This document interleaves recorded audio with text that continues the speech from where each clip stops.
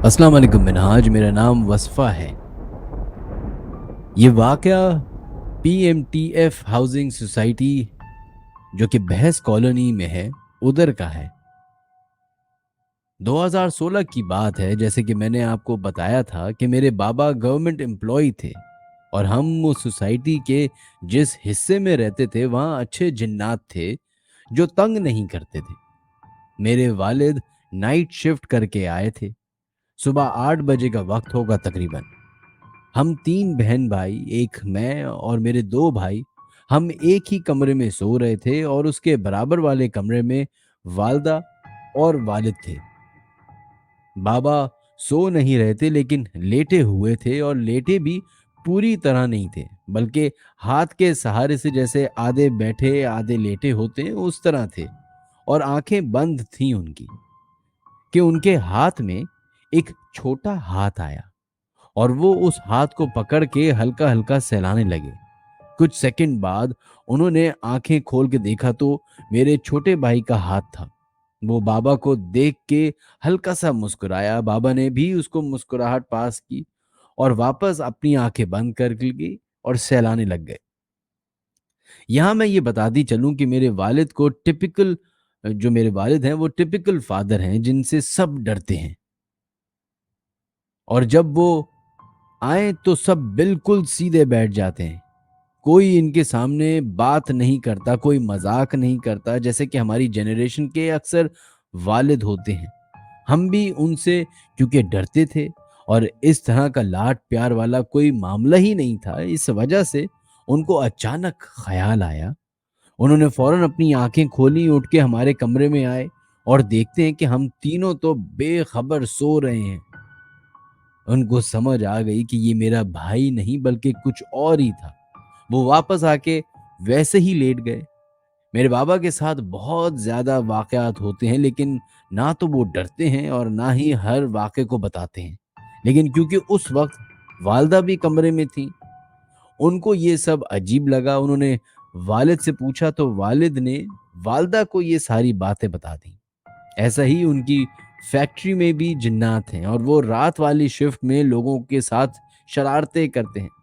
जैसे कभी machines on कर देते हैं, अगर कभी काम नहीं है और कोई सो रहा है तो उसकी चादर खींच लेते हैं, कभी बेंच ज़ोर-ज़ोर से हिलाते हैं, सोने नहीं देते। इस तरह के और भी कई सारे वाक़यात हमारे वालिद साहब के साथ उनकी फैक्ट्री में पेश आए हैं।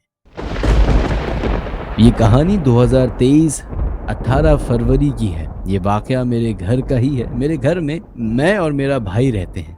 वो ऊपर वाले फ्लोर पर सोता है और मैं नीचे वाले फ्लोर पे। नीचे वाले फ्लोर पे 2 रूम्स हैं, 1 रूम और 1 किचन। मैं रात के 1 बजे अपनी फियांसे से बात कर रहा था और मुझे अचानक बहुत सख्त प्यास लगी। मैं अपने वाटर बॉटल उठाकर किचन जाता हूँ। हमारे किचन दरवाजे के बाहर साथ ही डिस्पेंसर रखा हुआ है और उसके साथ एक छोटा सोफ़ा है और उस सोफ़े के सामने मेन डोर है। डोर के साथ छोटी-सी खिड़की में पानी भर कर सोफ़े पर बैठा हुआ था और मैंने खिड़की की तरफ देखा और ऐसा लगा जैसे कोई गुज़रा हो। मैंने उस बात को इग्नोर किया। मैं उठने ही लगा था कि मुझे खिड़की के ऊपर वाली साइड से बाल नज़र आते हैं। मैं भागकर अपने भाई को बताया ये सब कुछ जो मेरे साथ हुआ। उसने बोला आओ देखते हैं जाकर। हम बाहर गैराज में गए और देखने लगे, हमें कुछ नहीं मिला। फिर हम वापस घर के अंदर घुसे और मैं दरवाज़ा बंद करके मुड़ा ही था कि अचानक ज़ोर से दरवाज़ा बंद हो गया। हम दोनों भाई भागकर ऊपर जा रहे थे कि हमें पीछे से आवाज़ आई हँसने की और हम ऊपर जाकर दरवाज़ा लॉक कर कर बैठ गए और दिन होने का इंतजार करते रहे। पूरी रात किसी की हंसने की आवाज आती रही। पूरी रात दरवाजे के उस तरफ जो लाउंज एरिया था, वहां पे ऐसा लगता रहा हमें कि कोई गुस्से से वॉक कर रहा है, शायद दरवाजा खुलने का इंतजार कर रहा है।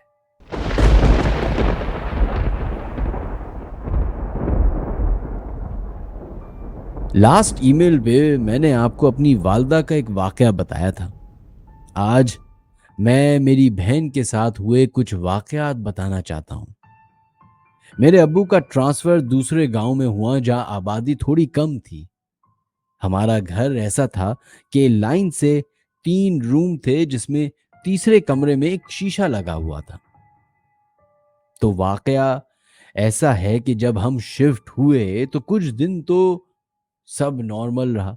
लेकिन एक दिन मेरी बहन वो कमरे में बैठकर ड्राइंग बना रही थी, तो मेरी बहन ने बताया कि पीछे दीवार में से एक हाथ आया, काले रंग का, और मेरी बहन को पकड़ के दीवार में खींचने लगा।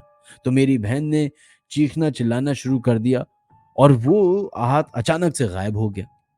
वो हाथ आने से पहले मेरी बहन कमरे में बीच में बैठी हुई थी। जब वो हाथ पीछे से आया और उसको खींचा तो वो दीवार से लग चुकी थी। उसके बाद वो शदीद डर गई, खौफजदा हो गई। कई दिन गुजर गए। एक दिन वही कमरे में मेरी बहन अपने बाल बना रही थी। पीछे दीवार पे ऊपर खिड़की थी जो कि हवा के लिए बनाई गई थी। वो खिड़की शीशे से दिखती थी। मेरी बहन ने बताया कि जब मैंने शीशे में से खिड़की को देखा तो वहां से कोई झांक के मुझे देख रहा था, एक काला साया। कहती है कि वो देख के मैं शदीद डर गई। एक और वाकया जो मेरी बहन के साथ पेश आया, जब हम छुट्टियों पे दादा के घर आए हुए थे।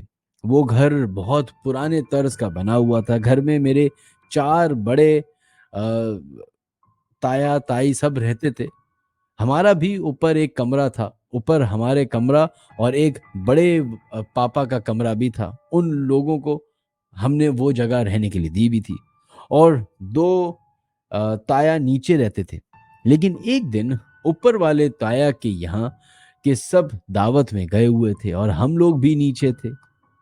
तो मेरी बहन अकेले ऊपर चली गई बिस्तर डालने। मेरी बहन ने बिस्तर डाला और शीशा था, उसने ऐसे ही देखने लगी अपने आप को। तो शीशे में ऐसा था कि पीछे दरवाजे उसमें दिखता था। शीशे में देखते हुए उसने देखा कि पीछे दरवाजे में से कोई एक जगह से दूसरी जगह गया है। और इस दौरान पायल की आवाज भी सुनाई दी। उसके बाद उसे तेज बुखार हो गया। उसके बाद तो और कई सारे वाकयात उसके साथ होते रहे, मगर मेरे बड़े पापा यानी ताया जो ऊपर रहते थे वो कहीं और शिफ्ट हो गए और हम लोग भी अब्बू की जॉब की वजह से दूसरे शहर चले गए और ऊपर का फ्लोर पूरा खाली हो गया। लेकिन आज भी हम जाते हैं और जाकर नीचे वाले फ्लोर पर सोते हैं।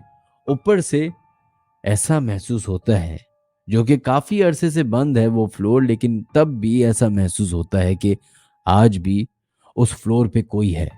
जैसे फर्नीचर मूव करने की आवाज सुनाई देती है, चेयर सरकाने की आवाज आती है, जैसे कोई चेयर को घसीट कर एक कोने से दूसरे कोने लेके जा रहा हो। और ये आवाज हर 2-3 दिन में आती है आज भी, जबकि ऊपर कोई नहीं रहता और एक ही रास्ता है ऊपर जाने का घर में। वो दरवाजा भी बंद रहता है मगर आवाज आज भी आती है।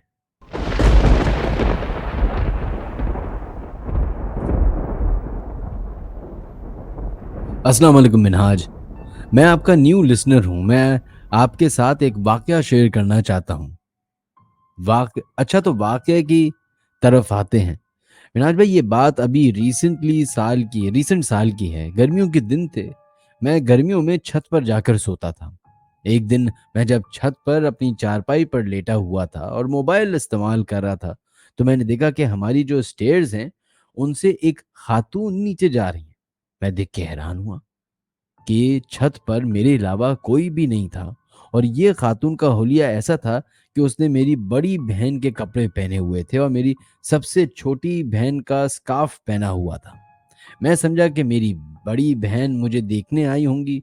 फिर मैंने बोला कि उनको अकेले तो आने में अ, अ, फिर मैंने बोला कि उनको अकेले तो आने में तो रे को डॉक्टर लगते हैं क्या।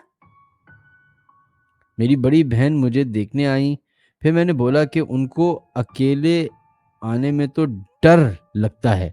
मैंने देखा है वो खातून हमारी स्टेयर से नीचे जा रही हैं। मैं उठा और भागता हुआ उसके पीछे गया कि शायद मेरी बहन हो। मेरी चारपाई सीढ़ियों से कुछ ही कदम दूर थी। मैं भागता हुआ उसके पीछे गया। मैंने देखा कि जिन सीढ़ियों से उतरने में 10 से 15 सेकंड लगते हैं हमें, वो 4-5 सेकंड में दूसरी वाली स्टेयर्स पर पहुंची हुई है और वो दीवार से हाथ फेरती हुई नीचे चली गई। फिर मैंने आवाज़ भी लगाई कि कौन है? जब उसकी आवाज़ नहीं आई तो मुझे कुछ मामला अजीब लगा। मैं उसके पीछे नहीं गया, लेकिन मैं सीढ़ियों पर खड़ा हो गया और जहाँ मैं खड़ा हुआ था वहाँ से अगर नीचे झाँकूँ तो हमारे एक हवादान था, जिससे जिससे नी की स्टेयर्स न जिससे नीचे की स्टेयर्स नज़र आती थी। मैं बोला अगर मेरी बहन होगी तो वो नीचे जाएँगी तो पता चल जाएगा, लेकिन मिन्हाज भाई, मैं उस जगह काफ़ी देर खड़ा रहा लेकिन वहाँ से कोई नहीं गया। मैं घबरा कर वापस अपनी चारपाई पर जाकर लेट गया और आयतुल कुर्सी अपने मोबाइल पे लगा ली और सुनते-सुनते सो गया। जब सुबह हुई तो मैंने अपनी बहन से पूछा कि रात को आप ऊपर आई थीं? तो वो बोली तुम्हारा दिमाग तो ठीक है, मैं रात को ऊपर क्यों आऊँगी? फिर मैंने वालदा से पूछा तो उन्होंने भी मना कर दिया। फिर मैंने सारी बात अपनी वालदा को बताई, तो उन्होंने कहा कि आइंदा ऐसा हो तो उसको उस बात को इग्नोर करना और पीछे मत जाना। इसके बाद भी कुछ वाक़यात हुए, जैसे रात को मैं सोने की कोशिश कर रहा होता हूँ तो मेरे सर पर कोई हाथ फेरता है। एक दफ़ा तो बाकायदा किसी ने मेरे सर दबाया था। बस ये छोटे से वाक़यात थे जो काफ़ी टाइम से आपके साथ शेयर करना चाह रहा था।